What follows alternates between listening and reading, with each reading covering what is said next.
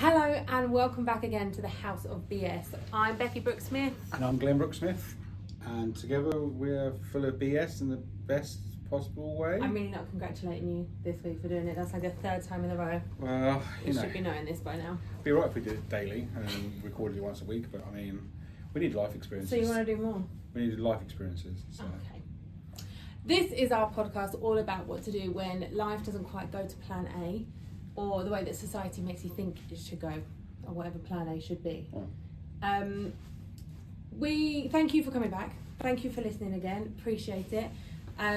Whether you're listening or watching, wherever you might be, we are back in our new home. We've been here for a week now. Yeah, it feels like a long week. It does. Really long week. It's been crazy actually because we have had guests and we had courses and... We had my mum over and my sister over, and I think my niece was there. I'm not entirely sure she was there, but she came over as well. So. Yeah, so it's been crazy. It's been a wild few days, but... It's been feral. but lots of fun. Yeah. And we've spoken quite a bit before about how obviously we are a married millennial couple without children. That is like our biggest thing, that we don't have children. And we've spoken before a little bit, we've mentioned about some of the journey that we've been on. And we thought that today is probably the day. The roller coaster we've been on. Roller coaster, yeah, but like a broken roller coaster. I think it's broken. We're still here. No, I mean, like some bits are like real rickety. Yeah. And so we made it to the other end. I mean, it's not Fort Park. We don't get stuck upside down. No, what's that? Oh, is that Oblivion one? Yeah. Like where you're hung over, like facing. Down. Yeah. And then, unfortunately, we had a technical fault. We're going to hang you here for an hour. Yeah. Fantastic. So we've mentioned before that we've had a bit of an adoption journey as well. And that's ultimately what led us to coming here, but we haven't really gone into detail about it, have we? Correct, yeah. So we thought, why not be super chirpy and share that with you? Super chirpy. But so it's a bit of a different vibe, I suppose, today, because we're talking a bit more like of serious things, but we'll go with it because, you know, we've come out the other side, whether it's through trauma and dark humour has got us through it. Yeah, and then obviously it will might resonate with some people. Yeah. Some people might be going through the stuff we went through. So. Yeah. What I don't want to do is let our experience put anybody else off, because obviously everybody's experiences are unique to them. Yeah. Because we know people that have had successful stories. Yeah. Ours is not, evidently. So we just thought we'd share some of that. So we. I always knew from a very young age that I had fertility issues. I have PCOS, also known as polycystic ovarian syndrome, and recently diagnosed, but have always had adenomyosis, which that's a whole other show. But basically, the severity and the way in which I have it means that fertility was always going to be an issue for me. So I always knew that from 14. And I remember I was very open with you about that right from the beginning. Yeah, you are. So we kind of knew that if we wanted to have children, we would have to start the journey quite early, because we knew it would be a journey anyway. And you were great. You were very accepting of that. So we did the whole fertility route, didn't we? Mm-hmm. Got counts done and poked in places and jabbed in places. Much was seen. Yeah. Much was seen. We got to know each other on new levels. Yeah. I think I wasn't going to share it, but I'm going to share it. So for one of the internal scans I had to have. Oh, yeah. And listen, women who are listening, girls, you know, we do not get a great time of it. we get also, and you get to a point where you just lose all dignity for yourself and all like, do you know what? Do what you got to do. Like, just, it's fine. But I remember this one time you and I went to the fertility doctor, and they were like, "Oh, surprise! We're gonna do a scan," and it was an internal scan, which was lovely.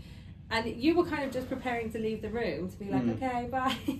The doctor was like, "Oh no, don't you want to stay? You can stay and you can watch." You know, just don't worry. We'll pull the curtain back so you can see the screen. Yeah. So, like I'm an expert at looking at screens. Like. You knew exactly what to look for. I did. It just looked like I was playing Echo the Dolphin. Like, oh, God, wow. Lovely. how do I know what's on the screen? Echo okay, the dolphin, great. Yeah. But it wasn't just you and the doctor and me.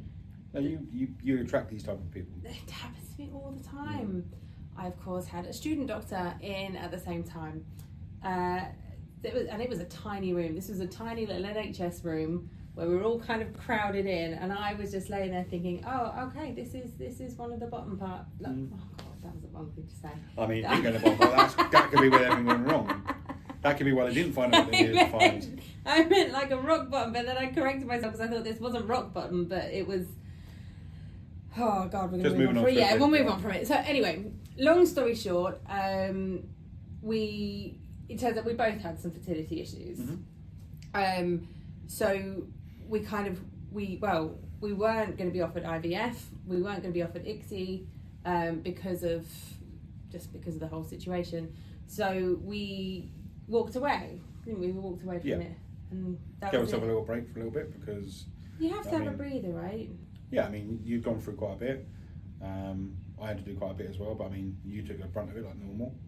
And then, so we just gave ourselves a few months of leniency to do stuff, and then reassessed on how we wanted to move forward from there. We had sort of briefly discussed adoption before, hadn't we? We'd sort of like mentioned it was almost like a last resort situation. And I remember it was because it was when COVID hit. We were in lockdown, and I remember sitting up the dining table. You'd been in the shower, hadn't you? And it came out the shower and just came up to me and said, "I'm ready now." Because I always knew that I was ready, and we knew that it was you that kind of, like, I think you needed to process it a bit more. Yeah, the adoption thing was still quite a big jump. So. But why do you think that was more of a jump than having children? Because it's a big responsibility to go and look after somebody else's children, which is what it was. He was always looking at, you're always told this, well, you look after it, and then eventually, after a while, you take on the kids. So we did originally look at fostering. We did. But we realised you weren't strong enough to do fostering. Absolutely not. No, there was no way, because I wanted our own, so I think that was my biggest thing. But I think that was one of our biggest differences in the beginning. You saw it as looking after someone else's kid, and I saw it as us having our own kid, and that was a real difficult. Yeah, because I mean, honestly, like they still said that after we've done all the training, like, oh, it could still be a bit rocky for the first couple of weeks, and then if there's a objection or something, then you've got to go through court again, and we're just like. So it's not final. Because I think it's at least 6 weeks after they come home before you can then apply for them to be officially adopted. But anyway, before we knew any of this, you said you were ready. We said great. We called the parents, didn't we? It was like a pregnancy announcement to our family. We said, we've decided and we're ready and we're going to adopt and we're going to start. We're going to start the adoption process. Yes, yeah. So we looked first at doing it through the council, didn't we? Couldn't do it. No, they had some really weird stipulations on parents and families and how they've got to be at a certain. Basically, I was too fat. I think it was a mixture of both of us, if I'm honest with you.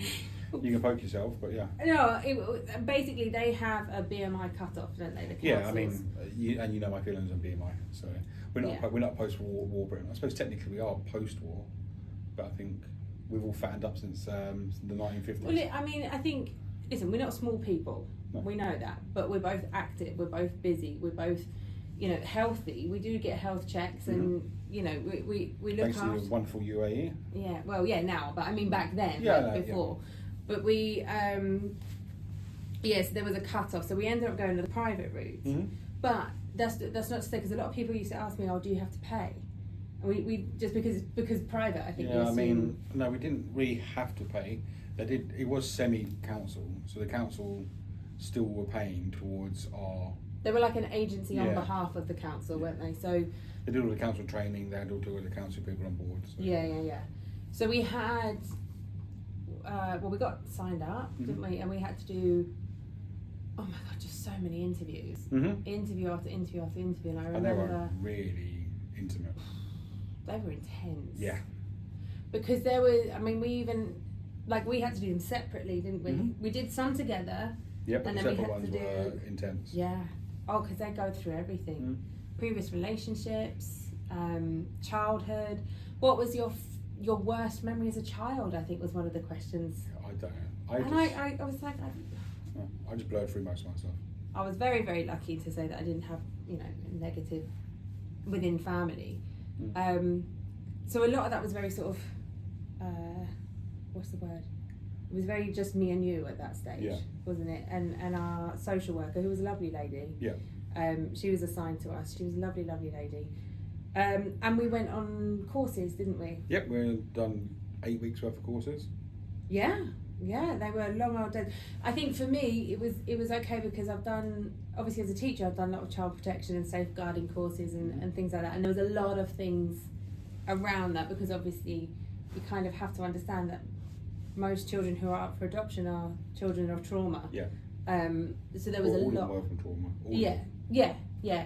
So we there was lots and lots of training around that. Well, how did you find that? Because it was very intense. I mean, I do, but not be funny. I've taken some of that training into my life now. Have you? 100%. I mean, adults are just older children, obviously. Yeah. Yeah. So you sit there and you can see how certain people get on in life, like whether they've been diagnosed with something or they haven't. Yeah, I can sit there and go, okay, well, I know I need to talk to this person this way and this person this way. So it was a bit more eye opening for my mono grey lifestyle. But yeah, it was really intense. Nice to meet some people, especially during lockdown, because lockdown, we will remember it. Like we couldn't go out and see people, couldn't do stuff. You certainly couldn't meet new people. No, and because this was classed as critical work. Yes. They said we could have 8 in a room, and the room was massive. It was big. Like was it a 20-seater table? Well, it was a wedding venue. We actually went to a wedding. Afterwards. Was it afterwards? Yeah. No, that was. Oh no. Oh, was it? Oh, it doesn't matter. It was afterwards. Yeah. Was it? Yeah. Oh. Yeah. So we did that. They had a good lunch. They had a very good lunch. Like I mean, the hotel wasn't really doing anything because it didn't have anybody there. But I mean. Yeah, they had to feed like 8 people a day. Every now and sausage then. mash was one of the best things. Love that you remember the actual dish. Yeah. I remember that we enjoyed it. Yeah. Because it was heavy stuff. It was, some real. You talk through all the different kinds of abuse and again, for me as a teacher, I've done this every year for the last sort of 12, 13 years being in education. So for me, I was kind of like, okay, I know this bit. But what I think they started to do was actually put real faces to real names for cases. Which was cool, which caused a bit more of a emotional. Absolutely. So I think I don't know if one of the sort of first red flags was that I found that the social worker and the agency were kind of telling us different things. In terms of social worker was like, be clear on what you want, be clear on what child you want to bring home, which sounds weird. It's so hard to say it without sounding like you're shopping. We were shopping, but when we'd done the course, we did the final course, had our big interview. The big interview was intense. The panel. The panel was intense, insane. Like I mean, the stress was unbelievable. So how many people were we interviewed by? Was it? It was 8 people in that room. 8 people. 2 people didn't speak to us at all, and the other 6 people were asking us questions. That's right. Yeah, that's right. And it was all. Oh God, I honestly think I blocked some of this out. I gathered. But it was about like how we would cope in certain situations, like if you lost your job, what happens if you do this, if you're divorced, all those sorts of things. What happens if a dog wasn't accepted by the kids? So it's like the kid would go home, and I've never seen people just face drop so hard. I was like, well, I'm not getting rid of my dog. And we both said that. And I think I was like, I'm not getting rid of Poppy. Like she's my dog. I'm not getting rid of her. Just because she's a family member. Yeah. So. And I think they took that as a bit of a laugh, but they also took it as like, okay, they're taking some kind of responsibility. Yeah. So then once we passed that part, all of the family got involved. Family and friends, people that were closest to us. And they were all interviewed. They had all files and questionnaires that they had to fill out and on our behalf. I think we had was it 3 friends on each side plus parents and siblings. Yeah. So it was a huge kind of like network of people that were involved in making this happen. Because they all got interviewed as well. They all got individually interviewed, and they got asked all our questions about us and what do you do with us and how do you know us and have they done anything. And they actually never shared that information with us. They didn't share all the questions. That was all very, very hush, cloak and dagger, and we didn't even know when they were speaking to some of them. No. It was all, So it's hard because you're putting your entire trust into these people. And I understand that they're doing the same to us because obviously this is children's lives we're talking about. Correct. But it's... Then, anyway, moving on after the panel. Yeah. Because we'd already gained all the response and trust and stuff. We got to the panel, we did the panel. The panel was really cyber intense. It was really, really, really intense. Because I remember us both coming out there and like, what just happened? Like we were both a little bit, because they didn't tell you straight away. Yeah. They took us, you had to go downstairs for 20 minutes. And then they invited you back up, and then they sat you down and said, congratulations, we think you're acceptable to be parents. And I was like, well, kind of, we knew that at the door. So thanks for that, guys. Thanks for your reassurance, you strangers, that you trust us. I think go on. And then the social worker took us off, didn't she? Yeah. She took us off and then said, come out in a few days' time, we'll give you access to a portal. The portal was hard. Oh my God. So you'd have a scope, didn't you? We gave them a scope of what we felt was acceptable. Yeah, whether you can essentially say how many, how old. You can lean towards a gender, but we weren't bothered about that.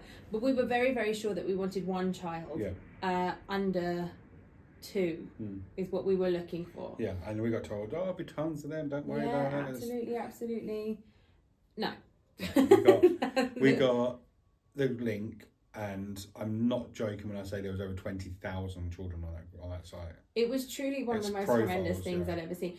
But in the sense that it was just heart-wrenching, wasn't it? So this site, essentially think of it, and this is going to sound awful, but think of it like Facebook Marketplace. It was. Yeah. But for kids. And literally, oh my God, you'd go on these profiles, wouldn't you? And it'd have a picture of this beautiful child's face and their name. And I swear on something that said, will you be my new mummy and daddy? Yeah. Oh my God, just I mean, you're already emotionally blackmailed at that point anyway. Oh, you're so vulnerable. You're so vulnerable. Everybody's like, oh, well, So you apply for the ones you think are cool, the ones that you think you're set. You register an interest, and then they come back to you and say, oh, actually, that child's gone. But we have got these ones available. Yeah. Would this be, these guys are really caring, or they're new in, or... Yeah. Would you be interested in these before they time out, that kind of stuff? Because obviously when they hit a certain age, when they don't really want to take them up from their foster parents. Yeah. So, but then we got upscaled to 2s.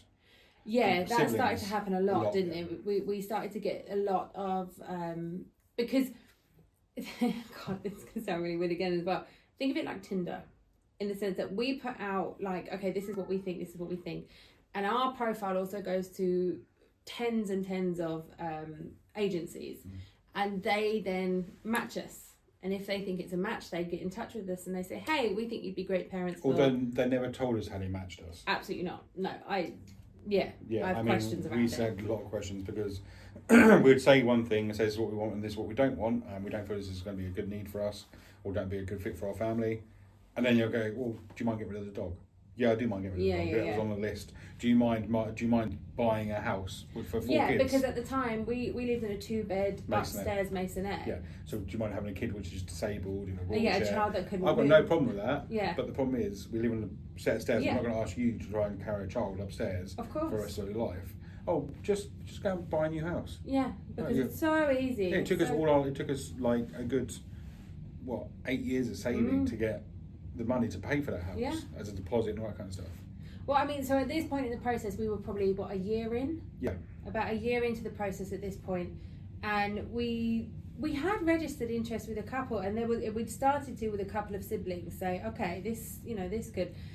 And then you'd get ghosted, wouldn't you? Yeah, you'd get blanked. You would hear nothing, and there was nothing more torturous than that. And we're not talking like just for a couple of days. It would be like 6 weeks, 2 months. You would hear nothing. And that they'll start initially stalking you, and then they'll just go. Yeah, it was so intense. All the way up to the panel, it was like emails, messages, calls, emails, letters, blah, blah, blah, constant. And then, oh yeah, you're in. Nothing. Yeah. And that was like the biggest, I found that the most stressful part. Correct, yeah. Just not being able to, because then even if you contacted someone, they'd be like, oh yeah, no, nothing yet. No, or oh, sorry, we haven't updated the site. And they were gone. Oh, how long ago did they go? Oh, a month ago. I go, well, I messaged you 6 weeks ago, so you could have told me that. And they're like, oh, yeah, sorry, we've been really busy dealing with this, dealing with that. I'm like, guy, it's my life. I'm trying to help these kids out. Yeah, I want to try and form our family, and you got there was no recall on it. There was just tough. But then we did find a set that we really liked. We did. We ended up going down to see them. Well, I mean, I remember we were actually in the car park of the restaurant we were going to for our anniversary. Do you remember?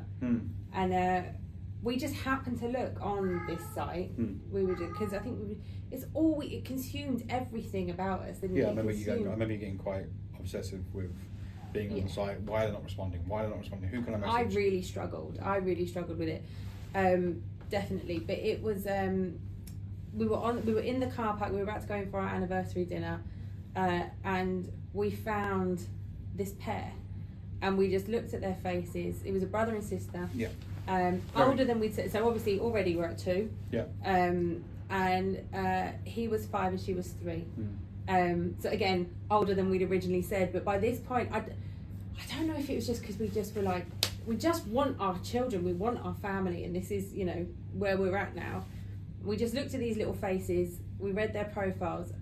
And I remember spoke to our social worker. We spoke to our social worker. Yeah, we did, didn't we? Yeah, because she was like, yeah, they're definitely what we think will be great for you. Yeah, and I remember saying to you, what do you think? And I think I can't remember who of us said it. I think maybe you said, I think we've just found our kids, our son and our daughter, and so then we registered the interest there, and then we started a process with their social workers and their team. But luckily our team, the company we were dealing with had already dealt with that company quite a lot. Yeah, so there was a relationship there already. So that would I think that probably cut out probably like 4 months worth of back stuff and forth between them. So we did that. We started that. The children were actually, I can say that they're in Wales, can't I? They're in different, So they were far from us. Yeah. They were in Wales. I'm not going to say where, but obviously they, so it was far from us. And the ball kind of then started to pick up rolling again, didn't it? Very fast. Very, very fast. We actually went for a weekend, didn't we? Went for a night. Yeah. And It's because I had friends down there. I have friends down there, so I went to go and see friends in Wales, and we stayed a night down there as well, down near where they were. Yes, but I'm talking the organised. Oh, you mean the one by the agency? Okay. Yeah. So the agency organised, and so one of the hardest things as well is that you choose your children, for want of a better phrase. You choose your children on paper. You know them inside out. You know them from the second they were born. You know them from before they were born. You know all of their maternity notes, their background, their family tree. You know. Every time they've had a cold, you know what their favourite food is, what their colour is, like all of these things. But on the ones we've chosen, there was a red flag for us on 2 bits of paper that are missing. So we requested our what's it called, social worker. Yeah. Listened to them red flags straight away, and she went off and dealt with them. She was great. Yeah, she wasn't messing around. She was like, right, we'll get this sorted. We'll look it up. We did go down. Yeah, but we were pretty sure through the paperwork we knew that the little boy was showing signs of autism, which we discussed, didn't we? And we said, okay, that's a huge spectrum. Yeah, we didn't know if it was autism or whether it was because he'd been trauma or other responses before he'd been met. Because the signs that he was showing were possible of both. Yeah, exactly. So there was that, and sister was the same. Well, we didn't. Yeah, but she was much younger. Yeah, we can't really go into much details.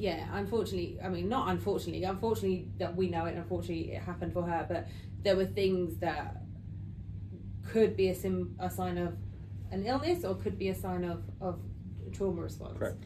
Yeah. So the agency arranged with the kids agency that we could go down for this weekend. We could meet the foster parents, go into their home, and just sort of get to know and just get a vibe and a feel of the Speak place. to them how they've been looked after. Yeah, and God, they were lovely people, weren't they? Yeah, they were. The foster carers were just Awesome. just heaven sent. Honestly, they were just so lovely. And I actually remember our social worker called us afterwards to say that the foster mum, had called the social worker and said they're the perfect parents for these kids. We looked similar. We sounded similar. Yeah.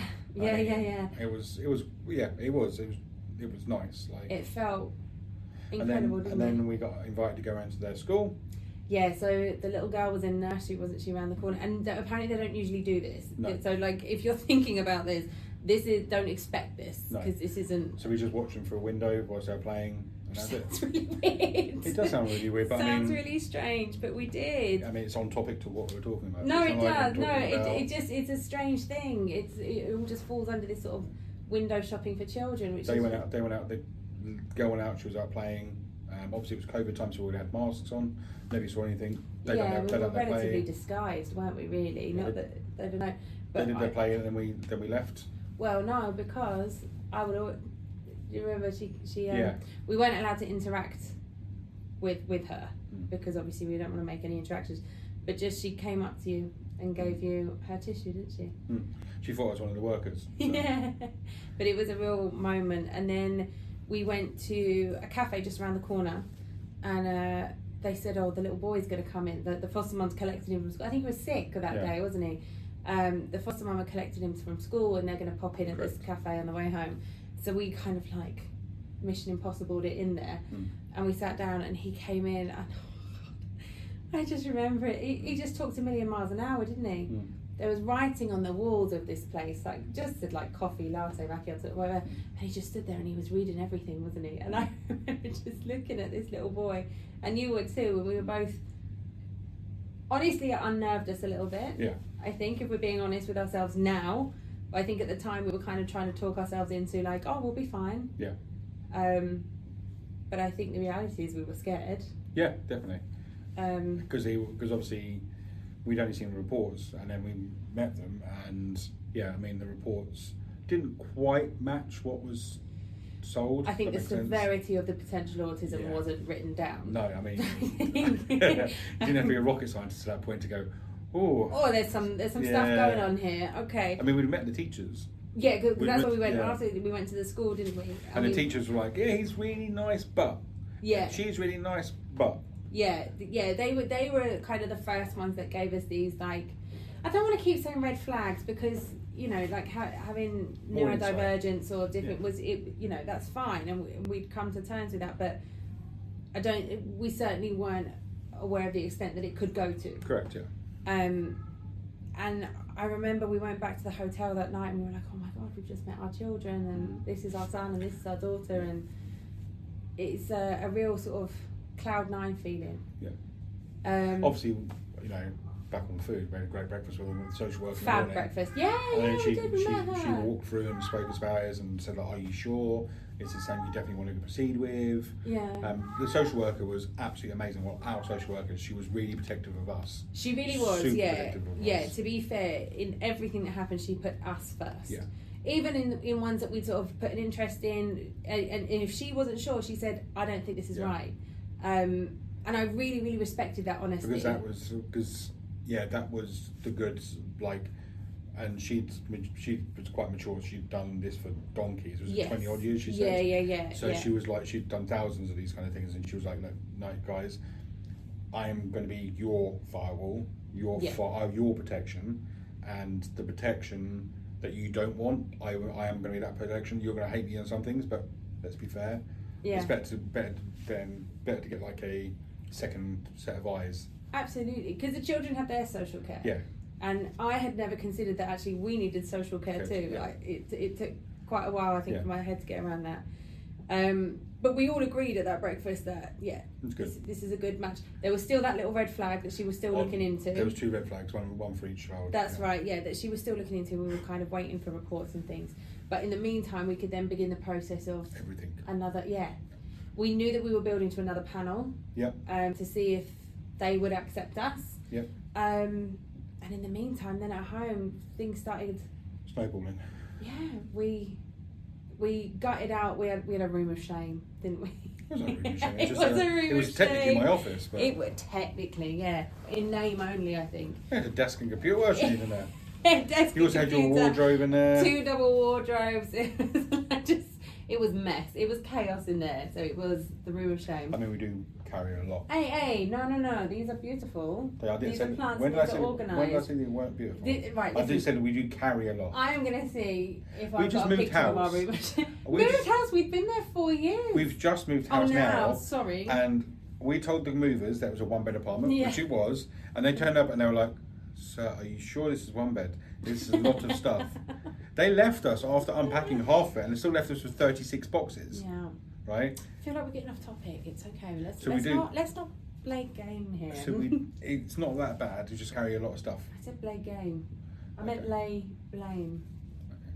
I want to move on. Yeah. So we did all that, and then we got down to, we passed the panel.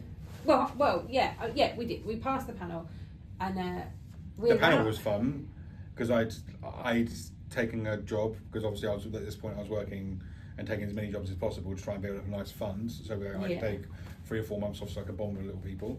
Yeah. And I mean, I was taking every job. So I mean, 4 weeks straight, I think I had 2 days off. Mm-mm. And I was up and down everywhere. It would be Scotland, Inverness, Devon, everywhere I was away. You were all over the place. And I was in Manchester that night filming for a very famous car brand, a very highly sensitive job. And it ran over by 6 hours. I was supposed to leave, finish at 10 o'clock one night, and then drive straight home. So it was a late shoot, and it didn't finish until 6 a.m. And then the thing was at 11, so I ended up driving through the night, through the morning, all the way through rush hour traffic, all the way home. No sleep, absolutely exhausted. Did the panel, and then just passed out. Like it was wild that day. I remember we actually announced it on social media. We hadn't put anything on social media before then, and we put a post up, and he said the Brooksmiths are adopting. Adventure begins. The Brooksmiths are adopting, and it was genuinely like a pregnancy announcement, wasn't it? It was okay. This is where we go, and I started being really open with it, because actually, funnily enough, people started getting in touch, didn't they? That we knew that we're also either thinking about adopting or had already started the process or whatever. So then we started to have our own little community, which had never happened before. It was quite an isolating thing sometimes. they're like parents. Well, yeah, but there are parents bloody everywhere, aren't they? Breeders. That was bitter, wasn't it? Yeah. Sorry about that. Love you all. But that is such a socially accepted norm to be parents, and adoption is a whole other kettle of fish. It is something else. So anyway, we announced it. We decorated the kids' room. Spent a fortune decorating. Spent a fortune buying you another car, replacing your 4x4. we got the family car ready. To get an SUV, so you could put child seats in because they had to have ISO locks. We had a whole day at IKEA with my mum and dad. Yeah, buying spent a fortune. Kids' wardrobes and the beds. And I remember my mum and dad, they were really, really cautious about whether or not to do this, but they bought little teddy bears each with their names on. Yeah. We had to do a whole thing where we had a cuddly toy, one for the girl, one for the boy, and we had to get that cuddly toy. We had a Paddington bear, didn't we, and a bunny, and all of our closest friends and family had to have a picture with the bear. And then we would send the picture. We created a book for the kids, and then we would send the book with the kids. Wouldn't send it with the kids. Send the book with the bears to the kids, so it could be like an interim introduction. That all happened, and it was all very lovely, much like I would imagine a maternity kind of build up. Yeah, just about the weight. Yeah, well, I don't know. Or the hospital. I was a bit stress-eaty a bit. I think we both were. My sister and my best mate kept trying to plan an adoption shower for us, and it was all lovely, lovely, lovely. Until we got a phone call literally the day before. It was like 5:30 the day, no 4:30 the day before. Yeah. Because I remember you hadn't quite finished work.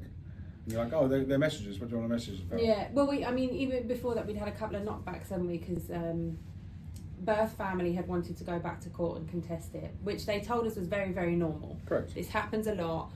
When it gets to this stage of yes, this is happening, birth families, as is their right to. I mean, contest. one of the parents did. The other parent was quite content for us to. One knew it was the right thing for them to be out of their care. One didn't. Yeah. And I remember our social worker saying to us, "This is absolutely normal. Yeah, this happens. This is okay." What we didn't expect was the court to then hear that parent and grant like an extension. Yeah. But I mean, fair play to them. Like, I mean, I would do as well. I'd fight tooth and nail. And we both said that, didn't we? As much as it was heartbreaking for us at the time, we kind of respected the parent for doing that because, okay, that there's something there.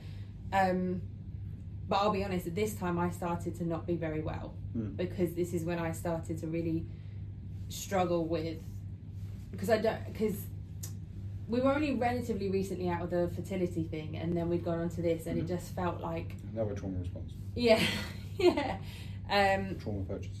But you're right. We got to Sorry. So you were saying it's about 5:30, and they called us. Yeah, 4:30, 5 o'clock, because we'd been dealing with the red flag, and we'd had tons of meetings with professionals. I mean, professionals with titles I've never heard of in my life. No. PhDs, doctorates. All the letters. Every letter. I was like, damn, like I work at some really complex stuff, but you guys just have lots of letters and you're pretty dim. Like, I have to keep repeating the same thing to you again and again and again. Like, it got really, really annoying at one point, really aggravating. I remember getting off the call with you. I was like, we just wasted 2 hours of our life talking to this professional which doesn't seem to have any clue or what's happening. And it was because they wanted a tick box. Yeah. And then the red flag, we pushed and pushed and pushed, and then finally the red flag got accepted that they had to do it. They did the red flag checks and everything they needed to do, whether it be, we're not going to give you what the red flag was because that would give away the case, but there was lots of background to this. We were very adamant, weren't we? Yeah. And finally they had to go off and come back to us. 4:30 day before, we get a phone call saying the day before they were coming home. The day before we were coming home, so the cars packed, our cars filled up, our hotels were paid for, everything like that. Their beds were made. We had friends that were following us with their stuff. Yeah. So that we could just have them and the kids in the car and us and have a van with everything else in it. Yeah. Because the kids had toys and stuff they wanted to bring, and luckily we pushed so hard they'd done what we'd asked them to do. Turns out that we were right, 100% right, and well, I think we were. I don't think we expected it to be as much as it was. Yeah, but I mean, I think what we can say is that essentially both children, it transpired that they had a condition, which meant that they would need full-time care. Yeah. And we weren't in a position to give full-time care. We're looking after. We're aiming for 2 children which were either had like slight disability. They gave us basically when we did our board. They said like there was scales that you could meet and scales of. We had to like set our limit. Yeah, our limit, and this shot the limit from I think we were a 3 or something, 3 to a 10. I think it was 1 to 10.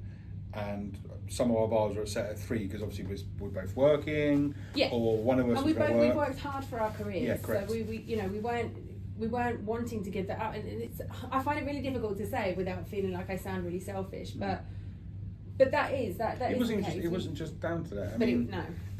It was like where we live and the locations we're in and the support network. The support network was insane, like. Because we also had their school places, didn't we? Yeah. They were coming to but the levels that we'd set out and social workers agreed with, this had set it from like a 3 to a 9, and 9 was like the most extreme and blah blah blah. I can't give you I'm not going to give you too much information on that. Yeah. But it was quite a big shock, and our social worker got offline and said it's done. She pulled the plug straight away. She said it's done. We're not doing it. Yeah. And there were moments of like, what has just happened? Yeah. It was all very, very quick because it literally was so quick. It was one phone call. This has happened. This is where we're at now. This isn't right. Yeah. And it was done. And I look back now and I have so much respect for our social worker, because I know that wasn't easy for her. No, it wasn't. And either. the way she pulled it out like that, I literally mean, Yeah.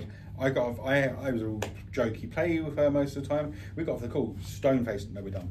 I'm not letting you go through with this. Yeah. This goes over our ethical level, and it goes across your boundary. Yeah. We do not think we don't think this is a good match at all. Yeah. And we were like, well, obviously we're invested. Like, we've got the house done, we've got the we cars did try done, and push we've got back a bit. schools, everything. You don't know what you're talking about. Yeah, got we quite did. abrupt, as you can imagine, because you're quite defensive at this point. Yeah, of course, yeah. We had names, letters, cards, everything School from them. places. Yeah. So by this point, it got quite hard. We sat down. We had a little cry for a little minute. Went and spoke to our neighbours, our downstairs neighbours, which was quite good. I remember driving to my parents. That's weird. To my parents, and you actually pulled over on the side of the road just to cry. I think it just sort of like hit you halfway through that. I mean, we only did like a 3-minute drive, and it kind of hit you, and you just. And I don't even because think. I'm not being funny. Like, the men are always supposed to be the strong one, which is really annoying. I don't. always Yeah, get this but I stupid don't thing buy into that. Yeah, I don't care if you don't buy into it. It's just how Societal society norms, norms. yeah. So yeah, at some point you just boil over, and it was just, I was trying to be stone all the time. I'm only human. I get to a point where sometimes I do have to show our sides, which to my wife it should be acceptable. Well, I want you to. I think this is, and if I'm being honest with you and with our lovely listeners, this is why we started this, because to an extent, because you and I have never actually really had a deep conversation about this. We kind of just, the way that you and I are, we just deal with it, we get on with it, we move on. That's what we do. And we quite often joke with people, say, oh yeah, we moved here as a trauma response. But that is not a joke. We absolutely did that. We 100% ran away. So where we were going, we went to your parents' house, spoke to them. Parents were heartbroken for us. Oh, it was awful. I had to call my parents. They were heartbroken for us. I remember apologising to our parents. Yeah, I remember both parents being like, that was wet. But I just felt like we'd let so many people down, because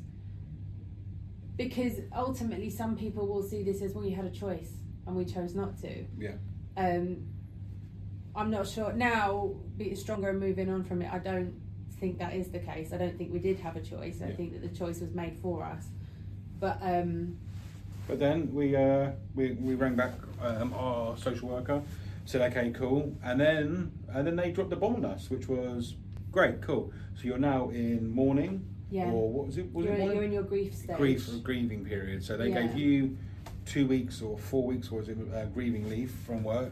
They gave you an actual sick note. Yeah. I'm self-employed, so a sick note means absolutely nothing to me. Yeah. Obviously, I took some time off, took a week off. We went away. We went on holiday for a week. We literally just did. My mum and dad booked us a flight. Did they? Yeah. What was the money we had saved? We paid for the hotel. Mum and dad booked okay. us the flight and said, just go. They said, just go, just. I think it was our downstairs friends that just said, book it, pack it, go. Yeah. They said they'll look well, after I the think dog. honestly everybody around us just and we did 48 hours later. We were in another country. I don't think it was 48 hours. It was such a blur. I think we just packed, hugged, went. Yeah, we ran off. Yeah, we ran off. Went and buried our head in the sand for a week.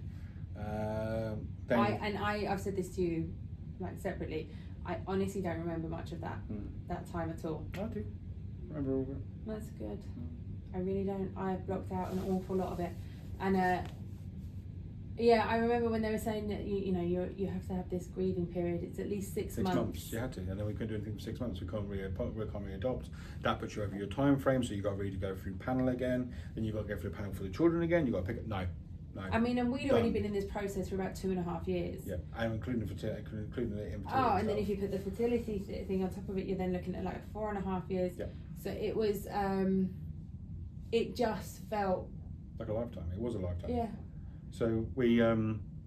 I spiraled a bit. Yeah. I didn't cope. I think you bottled up. You bottled up quite a bit. I don't know whether it's because you felt like you had to be there for me, or because, like you've just said, the stereotypical man thing. You bottled and I spiraled. I'm very good at it though, so. Yeah, but I don't think that's healthy. Well, I also don't think eating kale is healthy. So Okay, that means nothing. What you just said doesn't But mean anything. everybody has their own opinions. So, Right. Okay, I see what you mean. Right. But, so then we shot back, and then we come here. Yeah, we came And see a family member. Yeah, who said, look, send me your CV. I have a few and friends. we've got some connections. And we were here for 5 days. I had 4 interviews. Got 4 out of 4. Got offered them all, and then we literally just turned to each other and said, looks like we're moving out here then. Yeah, I was like, sell the house. Well, I can still do my job remotely, which was true for a big majority of it. I still flew back to work for different companies because it was more worthwhile. It was wild though when you look at it, wasn't it? Because all this happened. The kids were meant to come home at I think it was the end of March, beginning of April. Yeah, you started here in August. Yeah. So literally in a matter of months. You started day work before my birthday. I did. I went out for my birthday on my lonesome. I got heat stroke and got told to go home. Yeah, because you were the idiot that rode a bike along Kite Beach in August in the middle of the day. And the guy was, I pulled him and got a glass of water, and the guy was like, you need to get a taxi home, my friend. You're seriously dehydrated. I got home, sat down on the bed, and the next thing I know, I'm getting woken up by you going, are you okay? Have you seen your face? I'm like, why was that my face? You're really badly dehydrated. No, I didn't know. I can't see my own eyeballs. So yeah, it was a big up and leave, and then. I honestly think that we ignored it for a while. We kind of just powered through and got on. I mean, Dubai is a crazy pace of life anyway, but I think we just ignored it. And then I honestly believe it's only really in the last, because we've had trauma since, but that's another show. But I think we're now able to start talking about it, which is why I think some things are still really hard. Yeah. Some things are still really difficult. And I think a lot of people that we know at home look at us and say, oh my God, they've got this brilliant life, this dazzling life, and it's so easy. Well, do you know what? Yeah, we do. We're very lucky, but damn. Yes, fiddlesticks. What trauma that came off the back of. Correct. That we are still processing and still dealing with, and still have moments of. I went through. I think my old email accounts came up the other day, and I still had a file with adoption stuff. I've gone for my phone recently because I had to free up some space thanks to new iOS updates, which are absolutely killing phones, and all the panel papers, I had pictures of them. Yeah, I deleted most of them anyway. I thought I had, but there some were a reason couple. iPhone's like re-updating stuff. Hey guys, you forget this? 3 years ago, do you remember this? And you're like, hey, you think you're over it? No, there it is. Remember that time you did something really stupid? Oh, there it is. Yeah, no, it was horrendous. But I mean, look where we are now. We've come a long way. We're in a really good place, and I think I'm lucky and I'm blessed that I got to do it with you. I think any other, not any other, but some other couples wouldn't have got through that. And I am proud of us for being the way that we are with it now. And I'm blessed to have it with you too. But we're going to need to finish up soon because we're up to a very long period. Oh, sorry, it's been a long show. Can we leave it on something fun? Yes, let's. Go on. You got BS moment of the week? Is that what you're leaving on? I'm trying to think. I've got a BS moment already. I didn't even think about that actually. Oh, what were you talking about? Something this fun? or that or something. You're pretty good at bringing these random this or that. Oh, so you wanted me to change it into something fun? You didn't even plan anything? You are the fun one. When I want you to be. Yeah, okay. Before we do anything like that, I just really want to say, just very briefly, if you are thinking of adopting yourself or anything like that, please don't let this situation put you off. No. Like I say, everybody has their own stories. I know 3 couples since that have adopted and are very happy. In the same group. Within the same group, and one that's not within the same group. And they're all, they have a lovely, lovely time. Yeah, correct. So there are many, many success stories. It's just as luck would have it for us. We're just us guys. Hey, if there's a small chance, with a chance. You are the person when you're reading a packet of tablets. There's a 1 in a 50 chance, 1 in a 100 chance, 1 in a million chance. Yeah. These are the symptoms. You are the person who gets the 1 in a million every time. There's a slight chance you might be sick. Oh, okay, cool. Yeah. Next thing I know, she's Let on me take all that fours, chance, please, sir. on all fours, barking up like a dog. You're like, come on, go. Barking up like a dog. Blech. Oh. Blech. That sounded weird. Well, I tell you what then, I don't really have a particular BS moment of the week for this week. My BS moment of this relationship is doing all this for you and having you to hold my hand, and hopefully I can hold your hand when you need it. And I mean, you ever held other parts of me when I needed it. I remember, for the people who weren't here recently, I had to go in for a kidney stone operation. Good Lord, Glenn, I did not know where you were going. And the lady walked in and she goes, "We need to shave it." I'm sorry? "We need to shave it." And I remember somebody was like, "I'll hold it, you shave it." And I was just like, "Why do we nix it?" I honestly, in this desperate need to change the tone, I don't know. That was just the most weirdest moment, because the woman was like, "Can I have a look?" And I was like, instantly to my wife, I was like, can she have a look? Yeah, it's fine. Don't worry, you got your little weird surgical pants on, it's fine. Do you know what? I don't even think there's been much context in this. You just threw out so many words. I love it. I think we should leave it there. What about give him? No, well, let's just leave it. Give him Glenn Skywalker a little. What is happening? I'm sorry. We're gonna go. Leave it on a happier note. We'll leave it there. But as always, thank you so much for listening, watching, taking part, liking, sharing, loving. Thank you. Thank you. Thank you. Okay, fine. Don't go out. I love you, I think. I love you back. Ugh. Bye. Bye.